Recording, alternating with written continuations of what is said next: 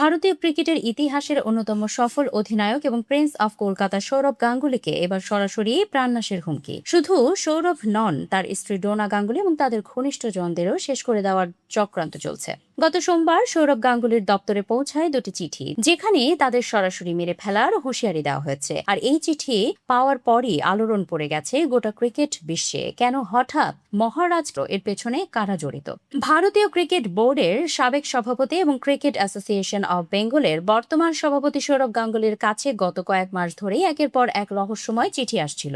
দক্ষিণ কলকাতার ঠাকুরপুর থানায় লিখিত অভিযোগে সৌরভ গাঙ্গুলি জানিয়েছেন, প্রায় 6 মাস ধরে তার নামে একাধিক চিঠি আসছিল। শুরুতে বিষয়টিকে খুব একটা গুরুত্ব না দেওয়া হলেও গত সোমবার তার অফিসে আসা দুটি চিঠির ভাষা ছিল অত্যন্ত মারাত্মক ও রক্তহীন করা। চিঠিতে সৌরভ, তার স্ত্রী ডোনা গাঙ্গুলি এবং ঘনিষ্ঠজনদের বড় ধরনের ক্ষতি এবং হত্যার সরাসরি হুমকি দেওয়া হয়েছে। অভিযোগ পাওয়ার সাথে সাথেই নড়েচড়ে বসেছে কলকাতা পুলিশ। পুলিশের এক শীর্ষ কর্মকর্তা জানিয়েছেন, ঘটনাটিকে অত্যন্ত গুরুত্বের সাথে দেখা হচ্ছে। চিঠিগুলোর উৎস কি, কিভাবে এগুলো সৌরভের অফিস পর্যন্ত পৌঁছালো এবং এর পেছনে প্রেরকের মূল উদ্দেশ্য বা শত্রুতা কি, সবকিছুই এখন পুলিশের তদন্তের আওতায়। প্রাথমিক তদন্তে নেমে পুলিশ জানতে পেরেছে, এই হুমকি চিঠিগুলো কোনো একটি কুরিয়ার সার্ভিসের মাধ্যমে পাঠানো হয়েছে। তদন্তকারীদের সন্দেহ, এই ঘটনার সঙ্গে উত্তর 24 পরগনার বেলঘরিয়া এলাকার কারো কোনো যোগসূত্র থাকতে পারে। পুলিশ ইতিমধ্যে সংশ্লিষ্ট কুরিয়ার সংস্থার সাথে যোগাযোগ করে চিঠি বুকিং এর তথ্য সংগ্রহ করেছে।